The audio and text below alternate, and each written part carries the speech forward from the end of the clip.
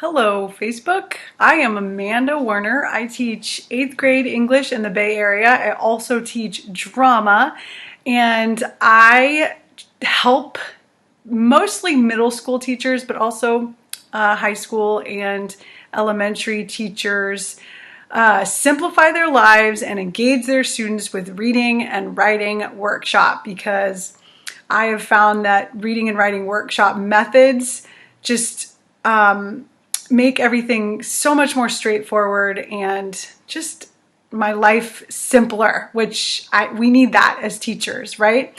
So today I'm here to talk quickly, just a short, quick video about the topic of fitting everything in. I feel like I hear a lot of teachers using that phrase of fitting everything in. How can I fit everything in? And it's understandable. We have a lot of standards to teach. We have to help students become better writers, improve their writing, and they're on different levels. And we have to help them build their vocabulary, and we have to help them learn how to edit their own papers, and we have to help them become independent readers and develop those habits as readers. And we have to help them with becoming speakers and with discussion skills, and it's really overwhelming, right? I think my mailman just dropped off my mail. And so how do we do it all? How do we fit everything in? And so I have a slideshow prepared, and I'm just going to share my screen with you because I have 5 steps to helping you all feel better about this topic. Feel like, what does this really mean? You know, like really questioning that question of how do I fit everything in, and maybe reframing how we think about this and how we think about our jobs. Here's my website, amandarightnow.com, if you want resources to teach reading and writing workshop. So here is just, and this is a really quick slideshow. The goal is that you will gain some quick tidbits from these videos that I'm posting on my Facebook page every Tuesday and in my Facebook groups. So this is an agenda. I just put this up here because this is what I post in my classroom. So I teach English and drama, and this is how I set things up. So this is like the goal. This is explaining why we're doing what we're doing. And then these are the activities students. There must do activities and there may do activities. And then of course a noise level. So I always tell my students what the noise level is during work time. Okay, so 5 steps to feeling better about fitting everything in. And at the end of this, I'll show you, I think a lot of this all comes down to like our schedules and how much time we have with our students. And so I'll show you 3 sample schedules and how I would break apart my class period depending on the number of minutes you have with your students. Okay, so the first thing that I think we all need to think about is that I feel like a lot of teachers just assume that their students don't know anything, you know, and that makes us feel like, well, and some of them maybe know things, they just haven't applied them. There's a difference between knowing things and actually applying that knowledge in your work and in your life, right? And I think that's mastering a skill, and I think, you know, students have mastered a lot of skills, and so we need to realize that, like, do we really need to teach our students all these grammar rules if they're already writing and they're already articulating their ideas in a cohesive way in their writing? Do you know what I mean? So just realizing that a lot of our students, you know, are pretty far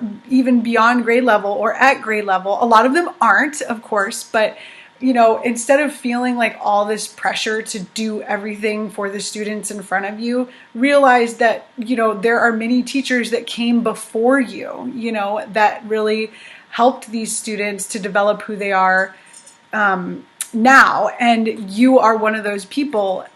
You know, you're not the only one. You're not the only one that's responsible for these students and what they master. It takes a community. So just remembering that, it always makes me feel better, like to know that, their families and prior teachers and future teachers are going to be there for them too.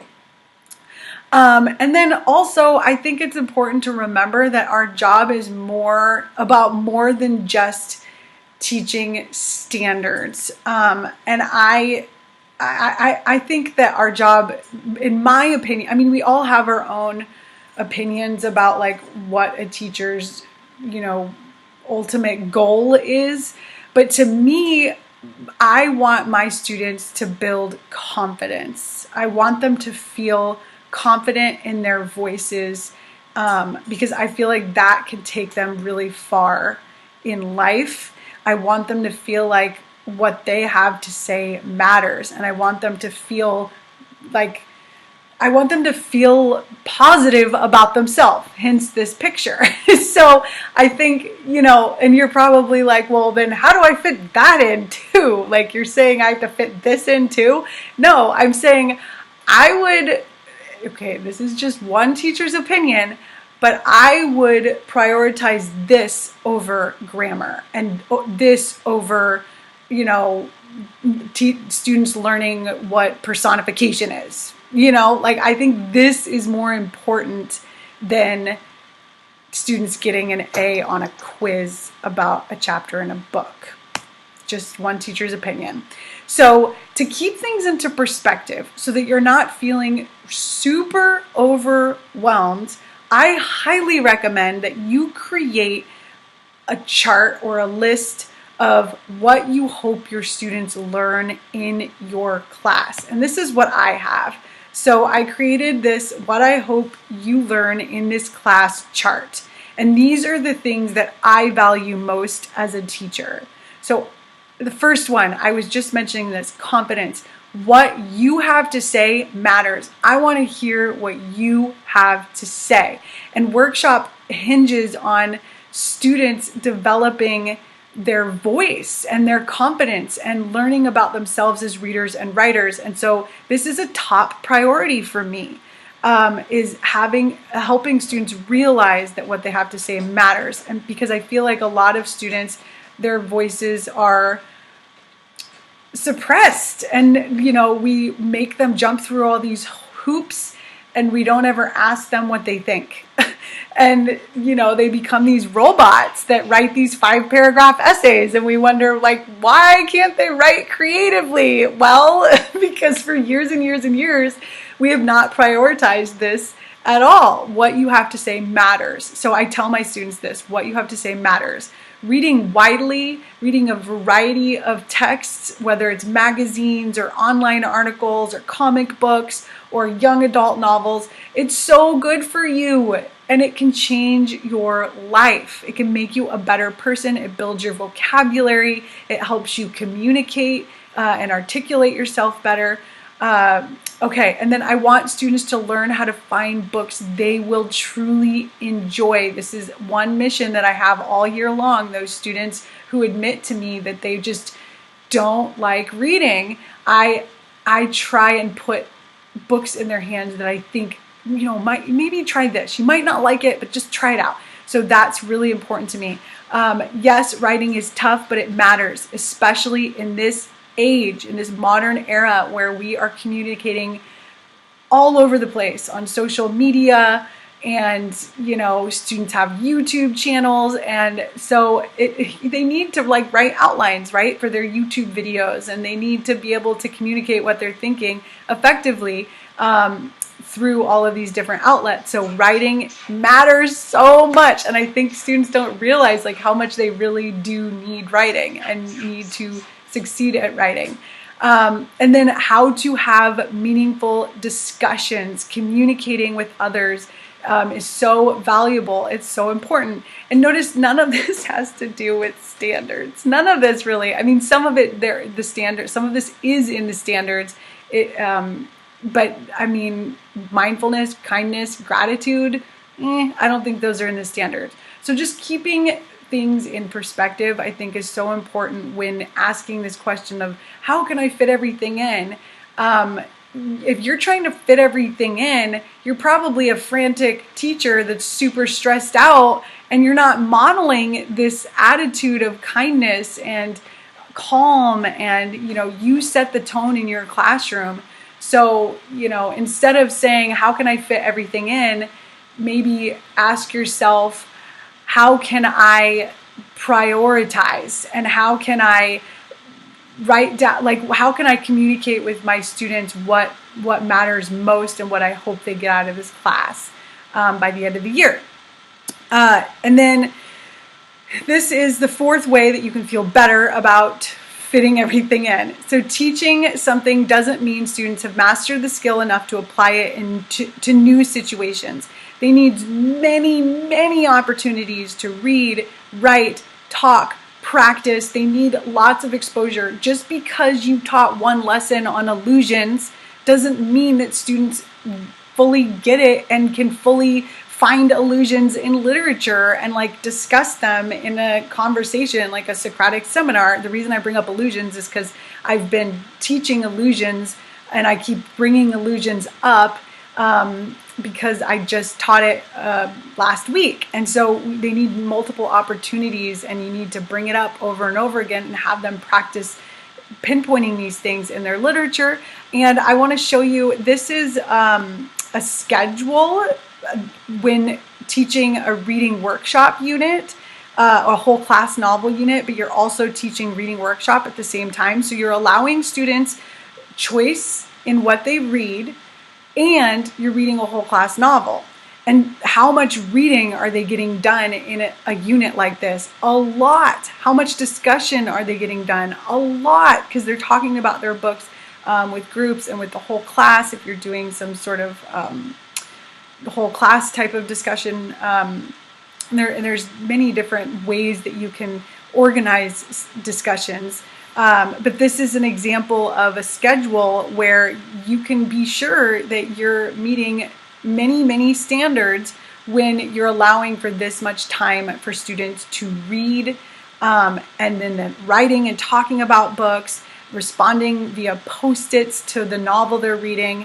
You're teaching a reading mini lesson about skills students should be learning as they're reading their literature, like what's an illusion, author's craft moves and things like that, mini lessons like that. And then conferring, being able to meet with small groups or one-on-one with students and ask them questions and get them to talk with you about your mini lessons and illusions, and ask them if they're confused and if they need any extra support, and just meeting them right where they are through conferences. So this will give them many opportunities to practice the skills that you're teaching. And so I feel like you can feel confident that if you're allowing this much reading and you're conferencing with your students, that you are fitting it all in, and that you're building relationships with your students at the same time through these conferences. And I really like to think of conferences as conversations. And Carl Anderson, he has a book called How's It Going? And he talks about how conferences kind of are intimidating. So instead, think of it like a conversation that you're having with your student, a really short conversation.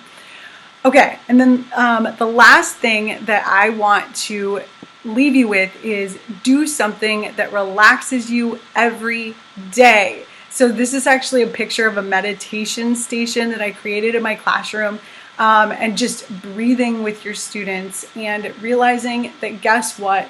You might not be able to fit everything in, but you know what? You are enough. You are doing everything that you can. You are a wonderful person. And I tell myself this, and I write this on my board in my classroom. You are enough. Don't put so much pressure on yourself to fit everything in. If you are showing up in your classroom every day with a smile, you are doing everything you can, and you're enough. So I will, let's see. Oh, I want to show you those schedules. So if you're like, really, okay, but really, how do I fit everything in? So this is a possible writing workshop unit schedule that you could teach. So you would start with 10 minutes of silent reading. You would transition into the meeting area, 10-minute writing mini lesson. So you're teaching your standards. You're teaching what you notice your students need, the skills you notice your students need based on what you see them writing in like pre-assessments. And then 20 minutes where they are writing. They are actually like pen to paper, pencil to paper, hands to keyboard, whatever you choose. And they're writing that whole 20 minutes. And then 7 minutes where you're kind of talking about, okay, what did you accomplish today? And then cleanup time. So, and the mini lessons should be based on what your standards, but also what you notice your students most need. You know, you don't want to teach things that you, like most of your students seem to have mastered already and they're already doing. So really paying attention and kind of skimming through maybe pre-assessments you do can really give you the knowledge you need about what they actually need. Because if you're trying to fit everything in, you might be teaching stuff that you don't necessarily need to be teaching, right? So figuring out, okay, what do they actually need with those pre-assessments? Here's an example: reading workshop unit schedule. So 10 minutes of silent reading, transition to the meeting area, a reading mini lesson, 20 minutes where students can either read their class novel or like a book club if you're doing a book club. You could also allow them, and the silent reading is like choice reading book. You could also, if students are ahead in the class novel, they could read a choice reading book during that time. And then the closure, wrapping up, like what did they learn, talking about goals for tomorrow, what did they accomplish, what went well, what do they need, what was hard during work time. You could even have like reflections like that during closure. And then 3 minutes of cleanup. And then if you have a 90 block schedule, 92 minutes, I would love a schedule like this. This sounds so fun. So free writing, creative writing, 10 minutes, transition, writing mini lesson, writing time, do like an article of the week or a mentor text study, discuss the mentor text or the article of the week, then they read, then closure, then cleanup. And this is just an example type of schedule that you can use for workshop. So I hope that this was helpful to you, and I can't wait to come back next Tuesday. And thanks for the thumbs up. I will be sharing this in my Facebook group as well. And yeah, I hope that this helped you feel better about fitting everything in. Basically, the gist is, I'm telling you right now, you don't have to. Stop trying to fit everything in. Teach what your students need, right? Teach what you notice they need. Don't teach everything, because that's impossible and it will only stress you out. Okay, bye everyone.